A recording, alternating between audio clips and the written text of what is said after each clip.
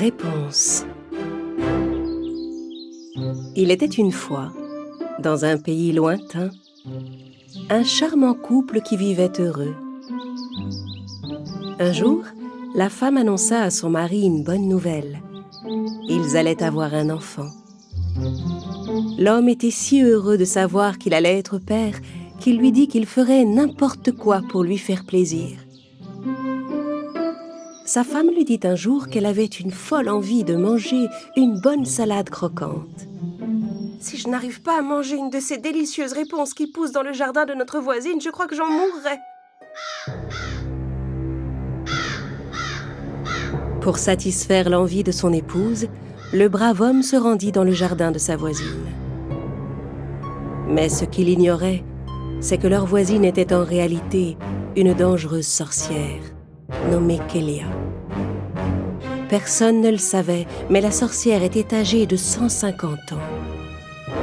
Pour paraître plus jeune, Kélia ne devait toucher que des choses en or. Elle avait donc recouvert d'or tous les objets de sa maison.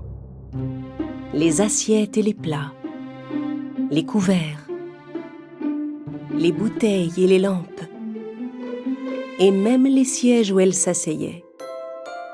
Tout était recouvert d'or.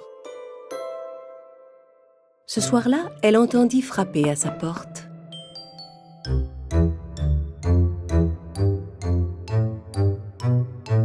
C'était son voisin qui venait lui demander une de ses réponses pour faire une salade à sa femme enceinte.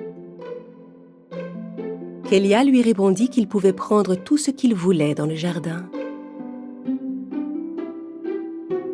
Mais à une condition. Si votre enfant a des cheveux blonds comme l'or, je viendrai vous le prendre à sa naissance.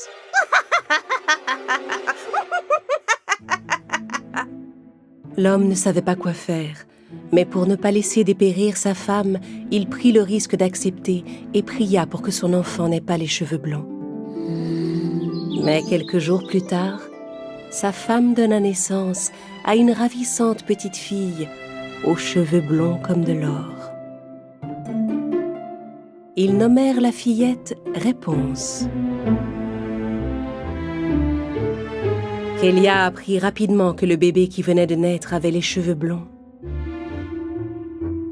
Elle vint donc prendre l'enfant à ses parents et la ramena chez elle. Pendant des années, la sorcière prit grand soin de Réponse. Elle peignait ses cheveux blonds qui, chaque jour, devenaient un peu plus longs. Kélia ne voulait surtout pas lui couper les cheveux. Chaque jour, elle en prenait quelques-uns et les plongeait dans un chaudron magique pour les transformer en or. Ma magie change ces longs cheveux dorés en fil d'or, ma source de vie. Un jour, au plus profond de la forêt, Kélia utilisa sa magie pour construire une immense tour afin d'y enfermer Réponse et de garder ses cheveux en sécurité. La tour était construite sans aucun escalier. Elle ne disposait que d'une petite pièce avec une seule fenêtre. Jusqu'à ses 18 ans, Réponse grandit seule dans cette chambre, ne recevant que les visites de Kélia.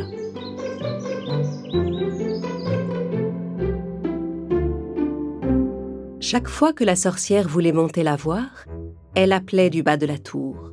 « Réponse! Réponse! Réponse, descends-moi tes cheveux dorés !» Réponse laissait alors descendre ses longs cheveux dorés par la fenêtre. Et Kélia s'y accrochait comme à une corde pour grimper jusqu'en haut de la tour. « Mère, pourquoi cette tour n'a pas d'escalier ? Pourquoi je ne peux pas descendre jouer avec les fleurs et les animaux ?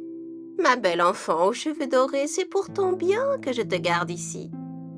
C'est le seul moyen de te protéger des terribles dangers du monde. Il y a beaucoup d'animaux très dangereux, tu sais, et toutes sortes de créatures féroces. S'il t'arrivait malheur, je ne survivrais pas. » Un jour, le jeune et beau prince Robert, qui était né le même jour que Réponse, décida d'aller faire une promenade à cheval dans la forêt.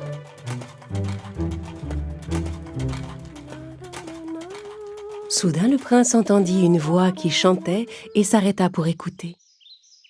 Cette voix? Qui peut avoir une si belle voix? En se laissant guider par cette mystérieuse voix, il finit par arriver devant la tour où habitait Réponse. Quand il vit la jeune fille chanter à sa fenêtre, il tomba aussitôt amoureux d'elle.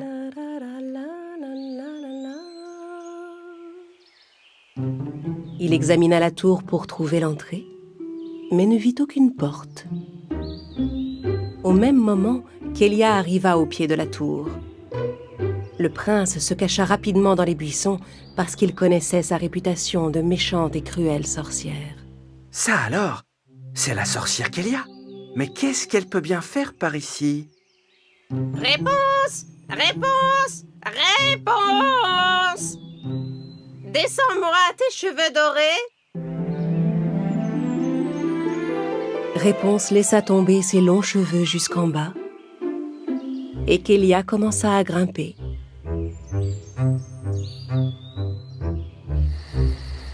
Le lendemain, le prince revint tenter sa chance. Arrivé au pied de la tour, il s'efforça d'imiter la voix de la sorcière et appela. Réponse! Réponse! Réponse! Descends-moi tes cheveux dorés! Réponse trouva la voix un peu bizarre, mais fit tout de même descendre ses cheveux. Le prince Robert grimpa rapidement le long de la chevelure, curieux de rencontrer celle qui chantait d'une si belle voix. Il s'en est fallu d'un cheveu. Réponse fut effrayée en voyant cet inconnu. Mais qui êtes-vous? Comment êtes-vous monté? Prince Robert, j'ai pensé que vous aviez des problèmes à cause de cette sorcière. Je suis Réponse. Je ne vous connais pas. Ma mère dit que les étrangers sont de dangereuses créatures. Allez-vous-en d'ici. Regardez, est-ce que j'ai l'air d'une dangereuse créature? J'ai entendu votre voix et j'ai juste voulu savoir ce que cette sorcière manigançait. En fait, je suis venu vous sauver. Les paroles du prince attendrirent le cœur de Réponse, qui se sentait maintenant rassuré. Réponse? Voulez-vous venir avec moi pour voir des fleurs, marcher dans la forêt et croiser des tas de charmants animaux? Réponse rêvait depuis des années de découvrir le monde. Elle accepta bien volontiers la proposition du prince. J'ai une idée, pour qu'on puisse redescendre tous les deux de la tour. Le lendemain, en arrivant au pied de la tour, la vilaine sorcière Kélia s'apprêtait à appeler Réponse quand elle se rendit compte que la longue chevelure pendait déjà le long du mur. Tiens, j'imagine qu'elle m'a vu arriver de loin et qu'elle a descendu ses cheveux pour que je monte. Kélia commença à grimper le long de la chevelure. Quand elle entendit un cheval hennir dans la forêt, elle pensa qu'un cavalier passait tout près mais ne s'en soucia pas et reprit son ascension, pressée de retrouver Réponse. Quand elle arriva au niveau de la fenêtre, elle fut sous le choc. Réponse avait disparu, elle avait coupé ses cheveux et s'était enfuie de la tour. Mon or! Non! Mon or! Mon cher or est parti!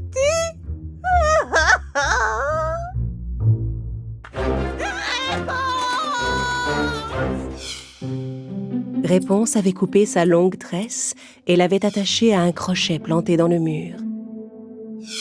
De cette façon, elle avait pu descendre de la tour avec le prince. Kélia, seule dans la tour, toucha désespérément les cheveux coupés de Réponse. Oh non! Non, non, non! Avec des cheveux coupés, ça ne marche pas. Les cheveux sans vie ne peuvent pas se changer en or. Ah, je ne peux pas survivre sans l'or de cette chevelure. Ah! Pendant ce temps, le prince Robert amena Réponse au château de ses parents. Il expliqua ce qui s'était passé à son père et à sa mère. Le roi lui dit qu'il avait entendu parler d'une certaine Réponse, fille d'un couple de fermiers de la région. Le prince accompagna sans tarder la jeune fille jusqu'à la maison des fermiers qui avaient perdu leur petite Réponse. Dès qu'ils aperçurent Réponse, son père et sa mère reconnurent leur fille bien-aimée. Ma fille, tu es là, enfin. Cette vilaine sorcière était venue t'arracher à nous. Tant d'années ont passé, mais tu es enfin revenue dans ta vraie famille. Réponse était tellement heureuse de retrouver sa vraie famille. Quant à la vilaine sorcière Kélia, elle ne pouvait se résoudre à perdre son précieux or. Je te retrouverai, Réponse. Où qu'il soit, je retrouverai les cheveux qui se changent en or.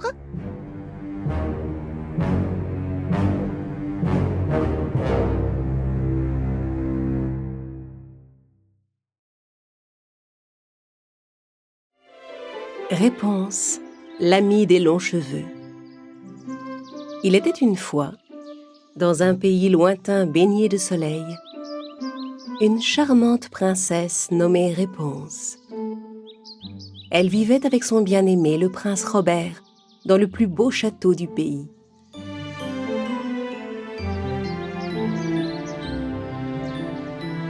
Un jour, tandis que Réponse se balançait à la branche d'un arbre dans le parc du château, elle entendit une voix inconnue lui parler. Hey, ralentis un peu, je vais tomber. Hein? Qui a dit ça? Doucement, s'il te plaît. Je n'arrive plus à tenir, je vais glisser. Est-ce que je rêve? Qu'est-ce que c'est que cette voix dans ma tête? C'est moi! Moi! La voix que Réponse entendait était celle de sa pince à cheveux. Est-ce que c'est toi qui m'as parlé? Bien sûr que c'est moi, tu as cru que tu devenais folle? La petite pince à cheveux s'éloigna tranquillement en sautillant, et Réponse, qui n'avait jamais vu de pince à cheveux parler, décida de la suivre. Dis-moi, est-ce que tu as un nom? Bien sûr que oui, Clapsy.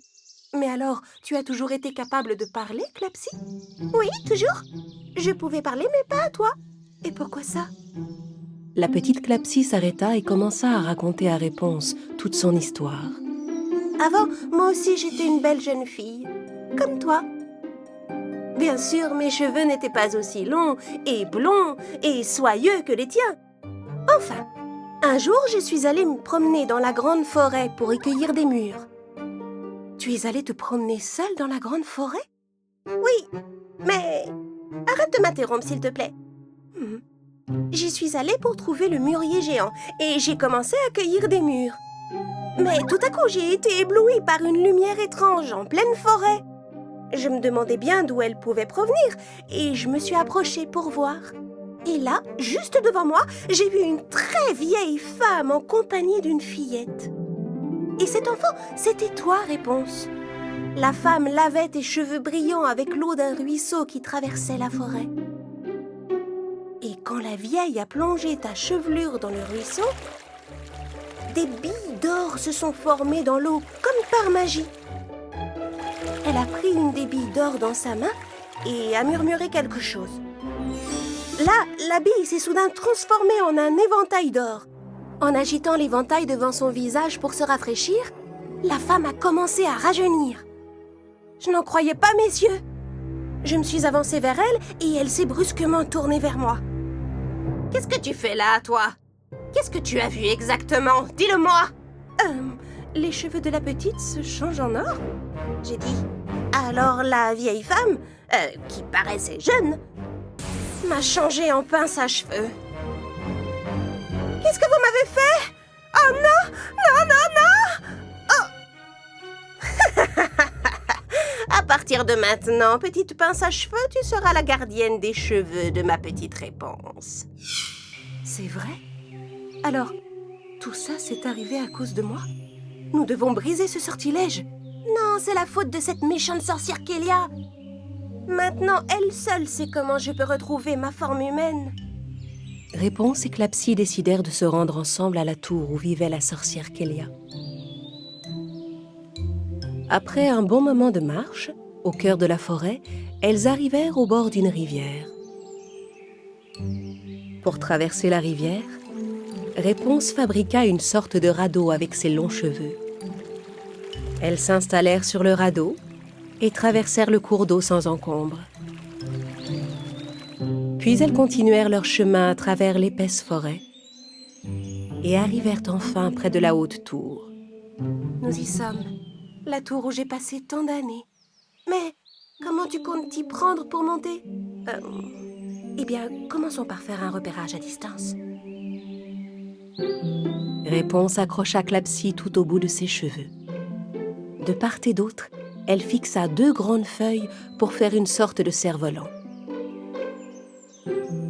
Puis elle lança l'extrémité de sa chevelure en l'air en direction du haut de la tour. Et hop! Bon vol, petite pince à cheveux. Portée par le cerf-volant, Clapsy s'envola dans les airs jusqu'à la fenêtre et regarda à l'intérieur. Elle vit tout d'abord un balai ensorcelé qui balayait tout seul le sol de la pièce. Puis elle vit Kélia s'approcher et parler au balai. Balai, mon balai, toi, mon petit balai en or. Dis-moi comment je peux retrouver les cheveux de Réponse. Il faut absolument que je les retrouve, tu m'entends? Je ne pourrai pas survivre plus longtemps sans mon or. Ne soyez pas triste, ma maîtresse. Si vous voulez revoir ces beaux cheveux, il vous suffit de regarder par la fenêtre. Clapsy plongea aussitôt vers le sol pour se cacher. Ah, ton esprit aussi a été balayé, petit balai. Non, je dis la vérité, maîtresse. Si vous ne me croyez pas, regardez par vous-même. Effrayée, Clapsy raconta à Réponse que le balai l'avait vue. Kélia alla à la fenêtre sans grande conviction, et quand elle regarda en bas, elle aperçut Réponse et Clapsy qui s'enfuyaient. Non! Attends! Ne t'en vas pas! J'ai changé! Je ne suis plus comme avant, je t'assure! Réponse s'arrêta un instant. Clapsy, tu entends? Elle dit qu'elle a changé. Elle nous aidera peut-être?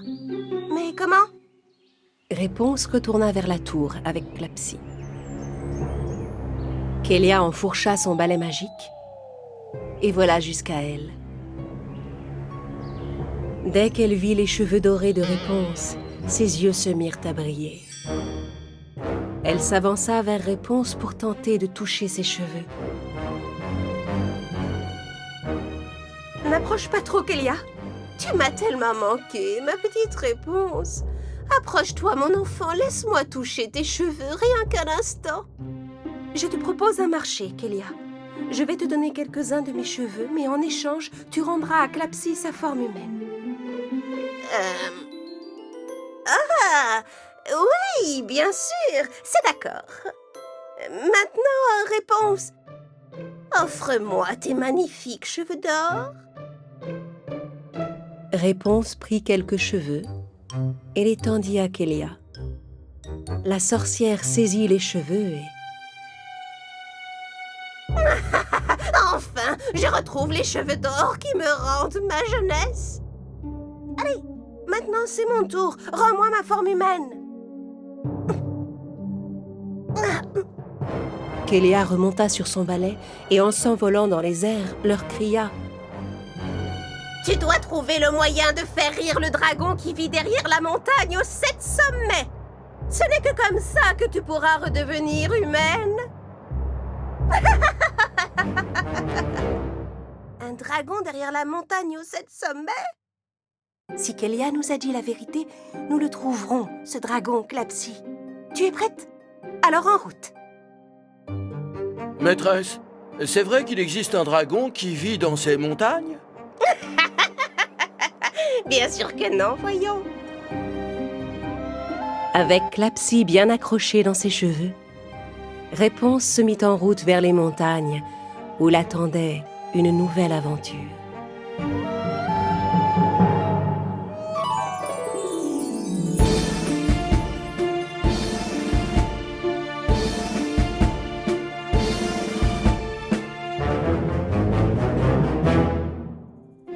Réponse, le bébé dragon.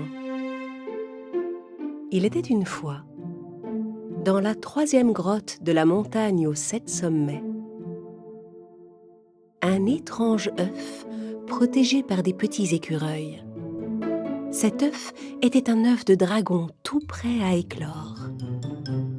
Non loin de la montagne, dans la campagne remplie de fleurs parfumées, de grands arbres et de collines verdoyantes, la belle princesse Réponse poursuivait son chemin. Elle était à la recherche du dragon dont la sorcière Kélia lui avait parlé. Accompagnée de sa petite pince à cheveux Clapsy, elle traversait la forêt enchantée. Kélia avait assuré que si Clapsy parvenait à faire rire le dragon, elle redeviendrait l'humaine qu'elle était autrefois. Réponse, je suis épuisée. Je peux me reposer un moment dans tes cheveux? Réponse prit Clapsy et l'accrocha dans ses cheveux. Puis elle se remit en route. Mais tandis qu'elle avançait, un hibou la suivait en secret à travers la forêt. C'est pas bien difficile de passer inaperçu dans une forêt pour un hibou. Au bout de quelque temps, elle aperçut une ruche sauvage accrochée à un arbre. Quelques abeilles volaient encore autour, mais l'intérieur de la ruche semblait vide. Tu penses que la reine des abeilles a abandonné cette ruche, Clapsy? Non, je ne crois pas. Regarde qui est là. Réponse fut soudain effrayée par ce qu'elle vit. Juste devant elle se tenait une reine des abeilles immense, 3 fois plus grosse qu'elle. Ma chère reine, nous cherchons à nous rendre dans la montagne aux 7 sommets.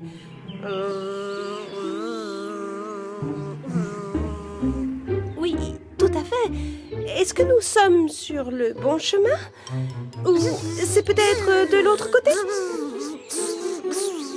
Je crois qu'on est dans la bonne direction. Allons-nous-en d'ici, Réponse. Merci beaucoup, chère reine. J'espère que vous aurez beaucoup de miel cette année. Réponse et Clapsy s'éloignèrent rapidement de l'immense reine des abeilles. Elles arrivèrent sur un chemin au bord duquel poussaient des fleurs gueules de loup géantes. Réponse, ces fleurs géantes sont des gueules de loup, non? Oui, on dirait bien. Des énormes gueules de loup avec des grandes bouches. Clapsy, chut, pas de bruit. Si nous restons calmes, nous ne risquons rien. Les fleurs gueules de loup semblaient être endormies. Réponse et Clapsy s'efforcèrent de passer devant elle en faisant le moins de bruit possible. Mais à un moment...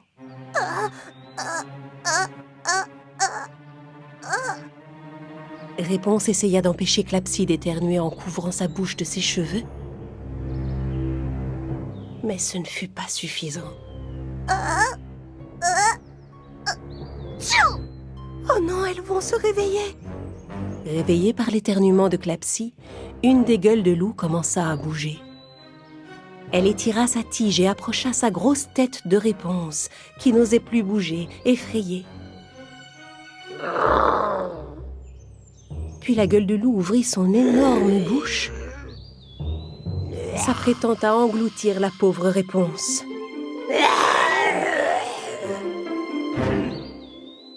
Mais la princesse enroula ses cheveux autour d'une lourde pierre, la souleva et la lança dans la bouche de la gueule de loup. Tandis que la fleur géante se démenait pour avaler la pierre, Réponse en profita pour s'enfuir en courant. Alertées par le bruit, toutes les autres gueules de loup se réveillèrent sur son passage. Enfin, Clapsy et Réponse réussirent à s'éloigner des terrifiantes gueules de loup. Épuisée, Réponse leva les yeux et vit se dresser devant elle les fameuses montagnes qu'elle cherchait. En regardant la plus haute d'entre elles, elle vit qu'elle était percée d'exactement 7 grottes. Je crois qu'on vient de trouver la montagne dont Kélia nous a parlé. Le dragon ne doit pas être loin. Réponse remarqua une corniche sur le flanc de la montagne. Elle lança en l'air sa longue chevelure et l'enroula solidement autour de la grosse pierre. Puis Clapsy et Réponse se servirent des cheveux comme d'une corde pour gravir la montagne.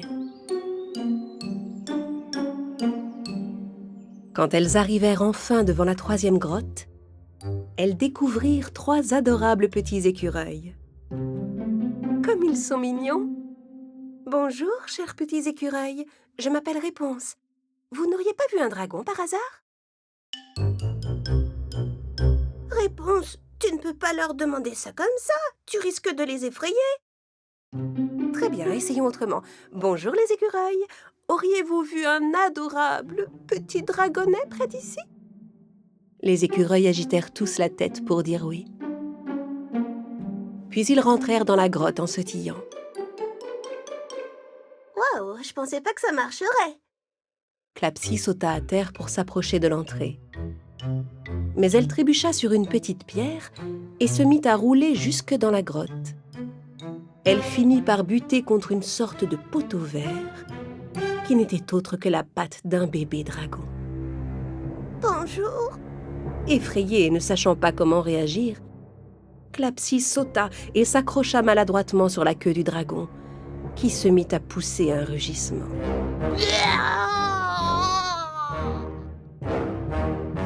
On l'a trouvé?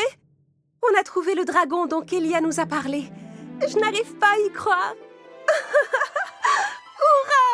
Voyant que Réponse se réjouissait, Clapsy se décida à relâcher la queue du dragon.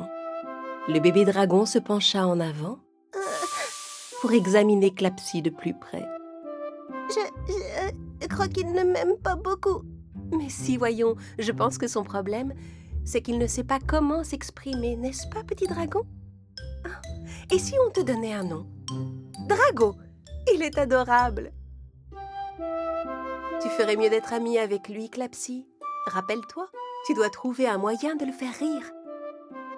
Mais le petit dragon n'appréciait pas beaucoup Clapsy, parce qu'elle lui avait fait mal à la queue. Clapsy entreprit d'ébouriffer les cheveux de Réponse pour lui faire une drôle de tête.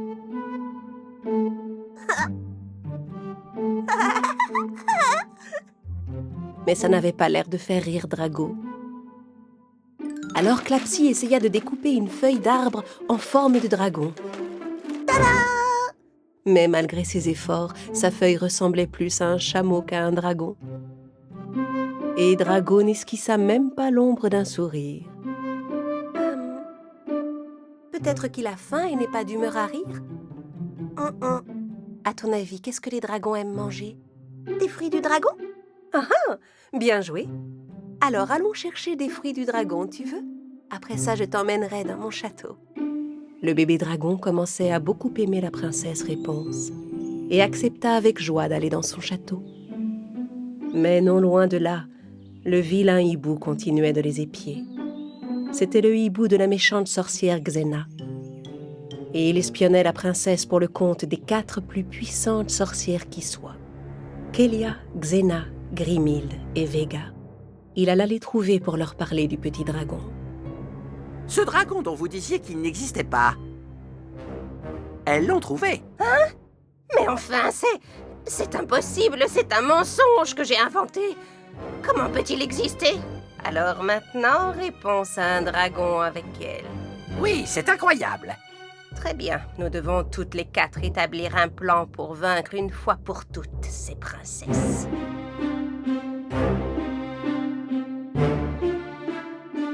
Plus un instant à perdre.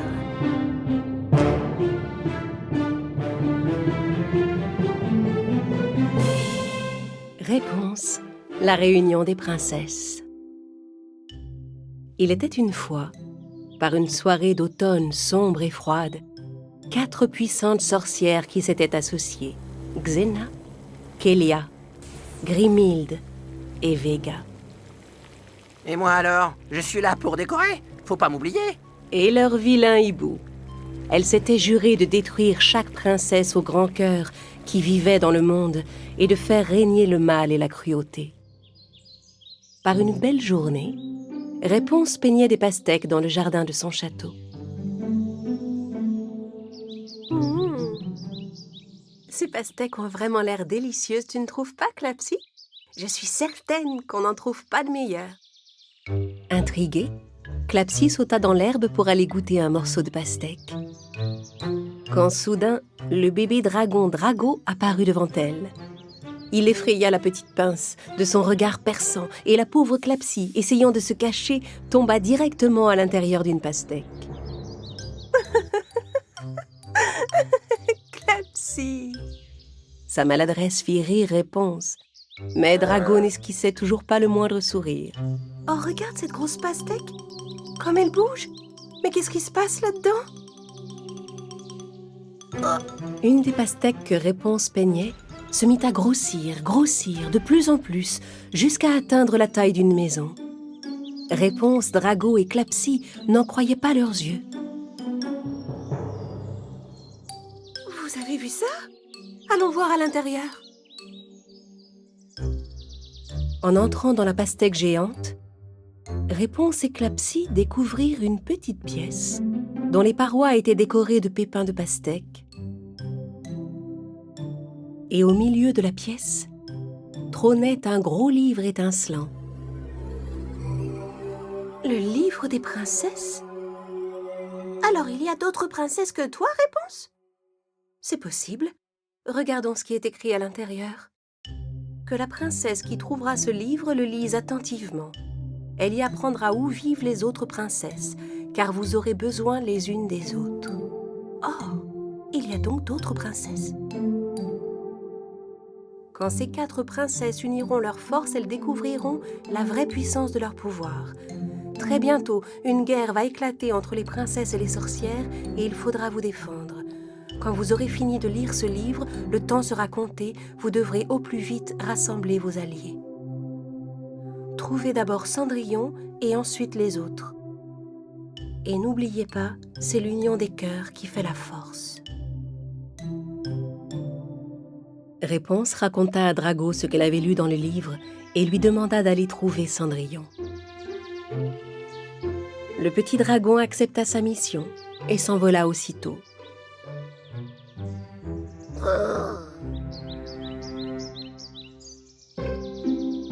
Au bout de quelque temps, il atterrit dans le parc d'un château où il trouva les 2 souris, Cheddar et Mozzarella. Il leur transmit le message de Réponse qui donnait rendez-vous à toutes les princesses sous le grand phare.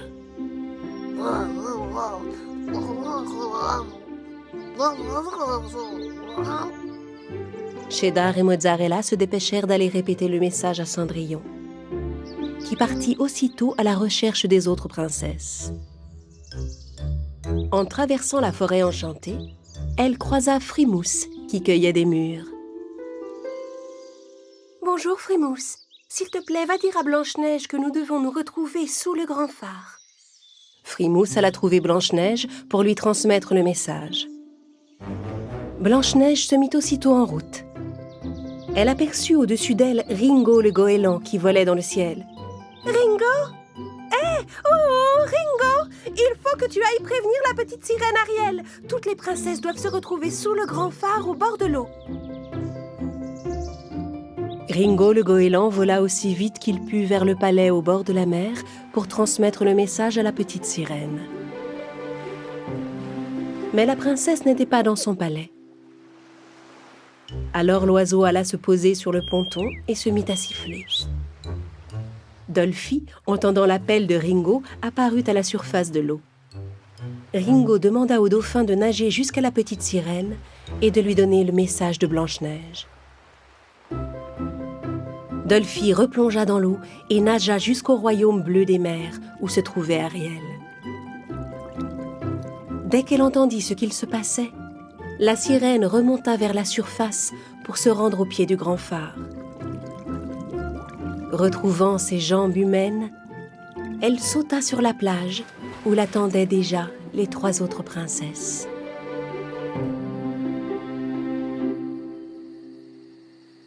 Bonjour, je suis Ariel, la petite sirène. Alors, c'est vous les autres princesses? Ariel, bonjour, sois la bienvenue. Je suis Réponse. Et moi, je suis Blanche-Neige. Moi, je m'appelle Cendrillon. Et voilà, nous sommes enfin réunis. Elles s'installèrent autour d'un feu et se racontèrent à tour de rôle leur histoire jusqu'au matin. Au lever du jour, quand le soleil éclaira à nouveau la mer, les princesses se rendirent au cœur de la forêt pour y découvrir ensemble leurs super pouvoirs. Le moment est venu de montrer notre puissance aux sorcières qui veulent faire régner le mal sur le monde. Bien dit, préparons-nous à les affronter. Cendrillon expliqua aux autres princesses qu'elle savait parler aux animaux.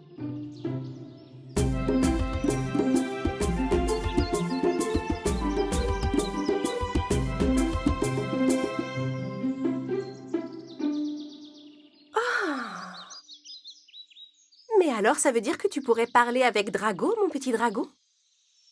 Tu as un ami dragon? C'est incroyable! Oh, mais c'est génial! Drago s'avança timidement.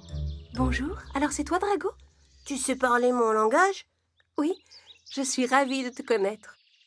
Waouh! Tu peux vraiment parler avec les animaux? Et toi, quel est ton pouvoir, Ariel? Eh bien, moi je suis capable de déplacer les objets et les gens à distance. La petite sirène ferma les yeux et joignit ses deux mains en se concentrant. Avec la lueur qui s'en dégagea, elle souleva les princesses sans les toucher. Les trois princesses étaient très impressionnées par ce pouvoir. Ariel les redéposa sur le sol. Cendrillon s'avança alors de quelques pas et trébucha sur une pierre. Ah!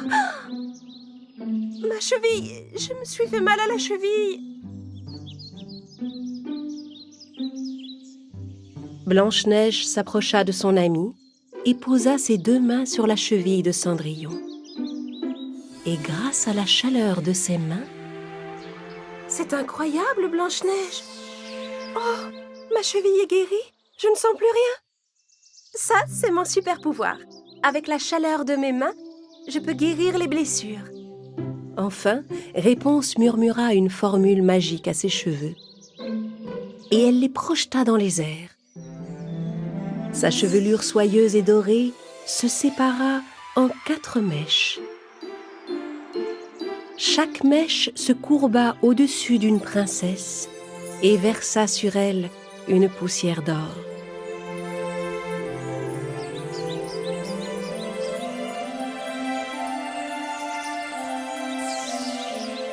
Puis les mèches se rassemblèrent et construisirent un pont que les princesses pouvaient traverser. Voilà, mon super pouvoir, c'est que je peux contrôler mes cheveux. Waouh! C'est un pouvoir merveilleux. Blanche-Neige, la petite sirène Ariel, Cendrillon et Réponse sentirent qu'en associant leurs pouvoirs, elles seraient capables de vaincre les vilaines sorcières. D'un côté, il y avait maintenant 4 princesses au grand cœur, et de l'autre, 4 méchantes sorcières prêtes à les attaquer. Et moi aussi, ne l'oublions pas. Et un vilain hibou. Mais rappelle-toi, hibou, dans les contes de fées, les gentils gagnent toujours à la fin.